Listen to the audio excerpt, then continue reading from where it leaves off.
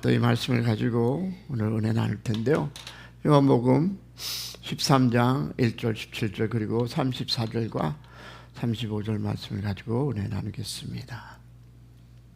우리 다 같이 하나님의 말씀을 읽을 때 하나님의 음성을 듣는 여러분과 제가 될 수 있기를 소망합니다.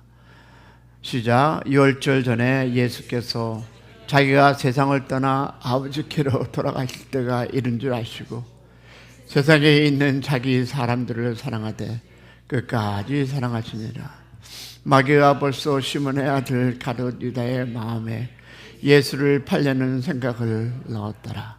저녁 먹는 중 예수는 아버지께서 모든 것을 자기 손에 맡기신 것과 또 자기가 하늘로부터 오셨다가 하나님께 돌아가는 것을 아시고 저녁 잡수시던 자리에서 일어나 겉옷을 벗어 수건을 가져다가 허리를 들이시고 이에 대하여 물을 떠서 제자들의 발을 씻으시고 그 들으신 수건으로 닦기를 시작하여 시몬 베드로에게 이르시니 베드로가 이르시되 주여 주께서 내 발을 씻나이까. 예수께서 대답하여 이르시되 내가 아는 것을 내가 지금 알지 못하나 이후에는 알리라. 베드로가 이르되 내 발을 절대 씻지 못하시리라. 예수께서 대답하소 내가 너희를 씻어주지 않으면 내가 나와 상관이 없느니라. 시몬 베드로가 이르시되 주여 내 발뿐만 아니라 손과 머리와 씻어 주시옵소서. 예수께서 이르시되 이미 목욕한 자는 발밖에 씻을 필요가 없느니라. 온몸이 깨끗하니라. 너희가 깨끗하나 다른 아니가 하시니 이는 자기를 팔자가 누군지 아심이라. 그러므로 다시 깨끗하지 아니하다 하시니라. 그들의 발을 씻으신 후에 옷을 입으시고 다시 앉아 그들에게 이르시되 내가 너에게 행한 것을 너희가 아느냐. 너희가 나를 선생이라 또는 주라 하니 너희 말이 옳도다. 내가 그러하다. 내가 주와 또는 선생이 되어 너희의 발을 씻었으니 너희도 서로의 발을 씻어주는 것이 옳으니라. 내가 너에게 행한 같이 너희도 행하게 하여 본을 보였느니라. 내가 진실로 진실로 너에게 이르노니 종이 주인보다 크지 못하고 보냄을 받은 자가 보낸 자보다 크지 못하나니 너희가 이것을 믿고 행하면 복이 있으리라. 자, 34절. 내 새 계명을 너에게 주노니 서로 사랑하라. 내가 너희를 사랑한 것 같이 너희가 서로 사랑하라. 너희가 서로 사랑하면 이로써 모든 사람이 너희가 내 제자인 줄 알리라. 아멘. 여러분, 예수님은 마지막, 우리가 얘기하는 공생의 마지막 순간 제자들과 마지막 만찬에서 특별한 수업을 하나 남기셨습니다. 말씀만으로 그들을 가르친 것이 아니라 몸소 보여준 행동을 통해서 사랑과 용서를 가르쳤습니다. 주님은 세상의 방법과 다른 하늘나라의 방법으로 보여준 그 마지막 수업은 오늘 우리에게 주시는 영적 딜레마의 해답입니다. 시편 기자는 이렇게 고백하더라고요. 시편 기자 90장 10절에 보니까 우리의 연수가 70이요 강건하면 80여로다. 그 연수의 자랑은 수고와 슬픔뿐이요 신속히 가니 우리가 날아가나이다. 여러분, 이 뜻이 무엇인지 아십니까 혹시? 우리는 이 구절을 많이 읽었습니다. 그러나 이 구절은요, 인생은 고단하다는 것입니다. 여러분, 우리 인생 짧습니다. 젊음도 지나가고 건강도 시듭니다. 계획은 무너지고 사랑하는 이들과 이별도 우리는 피할 수가 없습니다. 그런데 이런 인생 속에서 성경은 이렇게 얘기합니다. 감히 우리가 생각하지 못하는 말씀 뭘까요? 항상 기뻐하라. 우리 인생은 고난밖에 없습니다. 70이요 80입니다. 그런데 이런 삶 속에서 성경은 항상 기뻐하라. 쉬지 말고 기도하라. 범사에 감사하라. 이것이 그리스도 예수에서 너희를 향한 하나님의 뜻이니라. 우리는 압니다. 슬픔 중에서 기뻐하는 것, 절망 속에서 감사하는 것, 얼마나 어려운지 우리는 알고 있습니다. 그런데 여러분, 해답은요, not in my perspective입니다. but God's perspective. 무슨 뜻이냐 하면 내 시선이 아니라 하나님의 시선에 있습니다. 사람의 눈에는 고통이 이해되지 않지만 하나님의 관점에서는 그 고통조차 선한 목적이 있다는 것입니다. 왜냐하면 사도 바울은 이렇게 고백합니다. 내 속, 내 육신에 선한 것이 거하지 아니하는 줄 아노라. 원함은 있으나 선을 행하는 것이 없도다라고 로마서 7장 18절에 얘기하고 있습니다. 우리도 선한 일 하고 싶어 합니다. 우리도 옳은 일 하고 싶어 합니다. 우리도 바른 일 하고 싶습니다. 그러나 내 안에 선한 것이 없다라는 것이었습니다. 그러므로 여러분, not by our strength, but only the Holy Spirit. 우리의 힘이 아닌 성령만이 해답임을 믿기시를 소망합니다. 여러분, 성령님은 우리의 눈을 열어서 고난 속에서 숨겨진 하나님의 섭리를 보게 하십니다. 제가 교회 와서 철야하면서 여러분의 심령을 나름대로 하나님께 구하고 있습니다. 그리고 우리 교회를 위해서 힘써 생각하며 이 자리에서 잠을 자고 있는데요. 왜 하나님 이렇습니까? 왜 하나님의 섭리가 어디 있습니까? 우리 교회는 많은 일을 하고 봉사하려 하는데 다른 것에 왜 우리는 집중하고 살아갑니까? 하나님 나라가 아닌 다른 내 의를 위해서 왜 사람들은 살아갑니까? 그것이 저부터입니다. 여러분, 하나님께서 원하시는 사역이 무엇일까요? 하나님의 나라 확정입니다. 죽어가는 인간들을 하나님 품으로 돌아오는 거지, 내가 무엇을 해서, 내가 무엇에 아이디어가 있어서, 내가 충만한 무슨 생각적인 것이 있어서 뭐 기계적인 것으로 우리가 사람을 구원하는 것이 아니라 사람의 그 죽어가는 영들을 위해서. 이 고난 속에서 하나님은 하나님의 섭리를, 아픔 속에서 하나님의 뜻이 그 역사심을 알게 하십니다. 그래서 여러분, 기쁨은 감정이 아니라 믿음의 반응입니다. 눈물이 있어도 기뻐할 수 있고 아픔 속에서도 감사할 수 있습니다. 여러분, 요한복음 9장 장면을 한번 떠오르십시오. 제자들이 뭐라 이러대요? 라비요, 이 사람은 맹인으로 난 것이 누구의 죄입니까? 자기입니까? 부모입니까? 예수께서 뭐라고 대답하십니까? 이 사람이나 그 부모의 죄로 인한 것이 아니라 그에게 하나님이 하시는 일을 나타내고자 하십니다. 제자들은 고통을 무엇과 연결했습니까? 죄로 연결했습니다. 아이고, 내 탓이오, 내 탓이오. 우리 부모들 얘기하시죠. 아이고, 저놈의 새끼 안 된 것은 내 탓이오. 그러나 예수님은 이 고통의 의미를 다시 정의했습니다. 진리가 없는 것은 여러분, 사랑은 감동에 머물고 기쁨은 일시적인 가는 것입니다. 여러분은 무엇을 드리고 살합니까? 요새 너무 많은 테크놀로지가, 여러분, 그건 하나님께서 원하실까요? 내가 무엇을 연구해서 발표해서 많은 사람의 이득을, 그러나 주님의 복음엔 과연 얼마나 여러분이 컨트리뷰션하고 계십니까? 여러분, 기쁨은 일시적입니다. 내 명예도 일시적입니다. 이 목사라는 것도 일시적입니다. 그러나 진리 외에 무엇입니까? 사랑은 변화와 회복을 이끄십니다. 여러분, 예수님은 긍정의 말씀을 전하지 않으셨습니다. 왜곡된 신앙을 책망하시고 display from goodness, 뭡니까? 형식적인 경건을 드러내셨습니다.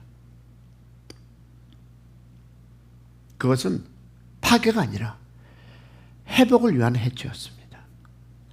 왜 그러냐면 이사야 30장은 이렇게 얘기하죠.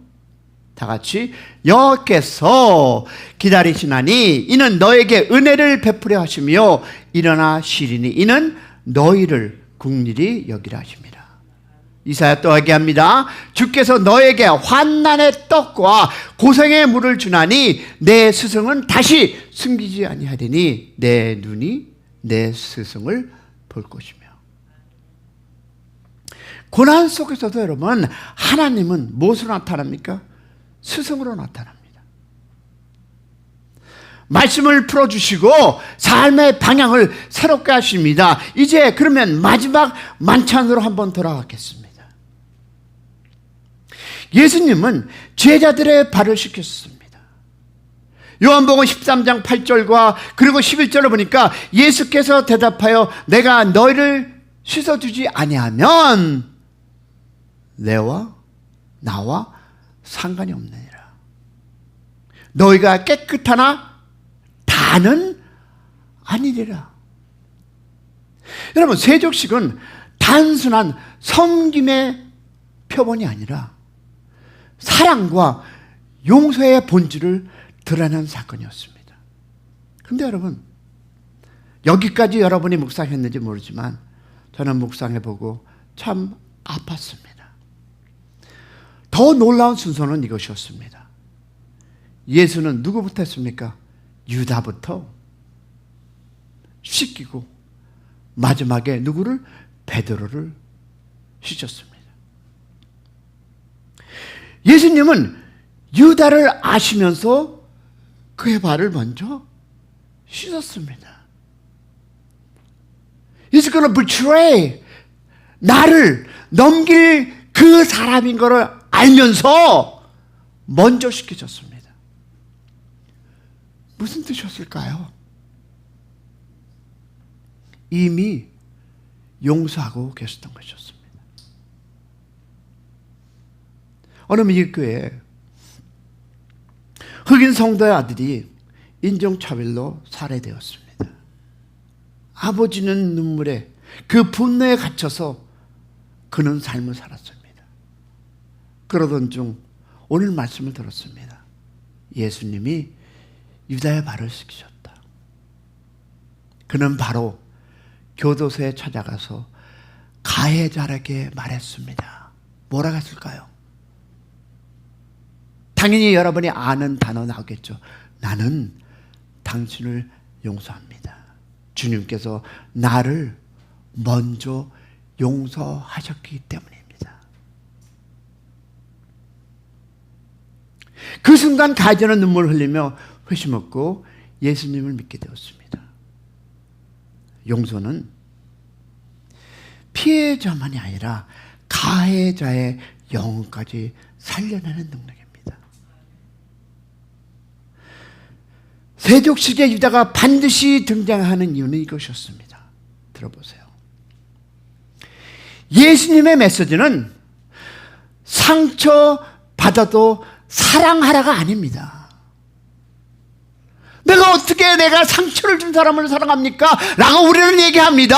나도 누구인가 상처를 준 존재임을 기억하라는 것이었습니다. 들으셨습니까? 나도 누구인가 상처를 준 사람을 기억하라. 우리는 피해자이면서 동시에 가해자입니다. 믿으시면 아멘. 그러므로 사랑하는 여러분, 용서가 필요한 것입니다. 그리고 또 관계 회복을 얘기하겠습니다. 글을 읽다가 제가 한 교회에 장로님과 집사님 사소한 오해로 수년간 서로를 외면했습니다. 그러던 어느 예배, 예수님이 유다의 발을 씻겼도다라는 이 설교를 듣고 장로님이 눈물을 흘리고 회개했고, 예배가 끝나네 집사님에게 다가갑니다. 집사님, 제가 교만했습니다. 용서해 주십시오. 집사님도 울고 고백합니다. 아닙니다. 제가 더 잘못했습니다. 그 순간 두 사람은 끌어안고 교회는 하나됨의 은혜를 경험했다는 스토리입니다. 예수님은 말씀하셨습니다. 요한복음 13장 34절과 34절을 보니까 35절 보니까 새 계명을 너에게 주노니 서로 사랑하라. 내가 너희를 사랑한 것 같이 너희도 서로 사랑하라. 너희가 서로 사랑하면 이로써 모든 사람이 너희가 내 자녀인 줄 알리라. 성도 여러분, 예수님의 마지막 수업은 이렇게 말씀합니다. 사랑은 감정이 아니다. 사랑은 용서에서 시작된다. 믿으시면 아멘. 내가 상처받았을지라도 내가 또한 상처 준 존재임을 기억하라는 것입니다. 우리가 용서할 때 어떻게 그런 사람을 용서합니까? 그러나 여러분은 가해자는 혹시 아니신지요? 여러분 얼마나 많은 사람에게 가해자로 살아가면서 내 눈에는 저게 그렇게 보이십니까? 그리고 얘기하십니다. 서로의 발을 씻어주며 살아가라. 주님은요, 여러분에게 묻습니다. 너는 내 형제를 용서하겠느냐? 너는 내 계율을 세우겠느냐? 나는 내 나라를 위해서 헌신하겠느냐? 사랑하는 여러분, 우리 교회에 필요한 것은 여러분의 헌신 시간입니다. 교회 와서 예배드리고 말씀 듣고 전도하는 것이 우리의 삶이지 다른 것은 여러분 하나님 안에 아무런 가치가 없습니다. 여러분 유명해지고 싶습니까? 올라가고 싶습니까? 뭔가 만들고 싶습니까? 하나님의 가치는 그것이 아무 소용없는 하나님의 말씀을 선포하고 하나님의 복음을 해서 여러분의 시간과 투자와 물질을 희생하는 것이 하나님 나라에 가서 나는 잘했다 칭찬받는 사람이 될 줄로 믿습니다. 이 질문 앞에서 우리가 더 이상 머무를 시간이 없습니다. 우리 교회가 이제 더 이상 머무를 수가 없습니다. 여러분이 하는 그 사역 중에 여러분이 해야 할 사역은 복음을 위해서 여러분이 발로 뛰고 입을 열고 행함으로 실천해야 할 것밖에 없는 것이 지금 이 교회의 현실입니다. 더 이상 머무르지 마십시오. 저부터 시작합니다. 사랑하는 여러분, 우리의 힘으로는 부족합니다. 그러나 저는 믿습니다. 주님이 우리와 함께 하십니다. 할렐루야. 그러므로 일어나시기 바랍니다. 무릎 꿇고 기도하시기 바랍니다. 주님의 교회를 위해서 시간과 눈물과 헌신을 드리는 그런 교회가 되기를 축복합니다. 혹시 아직 마음속에 풀리지 못한 내가 있습니까? 나를 내세우기 원합니까? 내가 귀중한 사람이 되기 원합니까? 연저 내려놓으시기 바랍니다. 그 자리에서 주님 앞에 내려놓으시기 바랍니다. 그렇지 않은 사람은 우리 교회에 필요 없습니다. 혹시 미워하는 사람이 있습니까? 주님 앞에 먼저 용서하십시오. 혹시 여러분 주님을 위해서 쓰임받기 원하십니까? 이 시간 결단하시기 바랍니다. 주님 지금도 우리에게 말씀합니다. 내 나라를 세워라. 내 교회를 세워라. 내 양을 먹이라. 이것이 주님께서 주신 우리의 음성입니다. 다른 것은 필요 없고 하나님의 나라를 위해서 이 나라를 위해서 양을 먹이시는 여러분 되시기를 축복합니다. 성도 여러분, 주님의 음성 앞에 응답하시기 바랍니다. 뒤로 물러서지 마시기 바랍니다. 이제 우리 모두가 주님의 손을 붙드는 도구가 되기를 소망합니다. 여러분, 사람을 살리고 교회를 세우고 하나님의 나라를 이루는 일에 여러분 헌신하기를 축복합니다. 주님은 반드시 우리를 사용할 것입니다. 테크놀로지가 여러분의 가정을 회복시키지 못합니다. 여러분이 갖고 있는 핸드폰이 여러분 가정을 회복시키지 못합니다. 여러분 가정을 회복시키기 원하십니까? 영혼을 살리시는 일에 헌신하시기를 축복합니다. 그리고 교회를 통해 세상의 빛을 비추시기를 축원합니다. 사람을 살리는 교회, 그 일을 감당하는 성도 되시기를 축원합니다. 그 부르심에 응답하시고 우리 그 크신 하나님 찬양하겠습니다.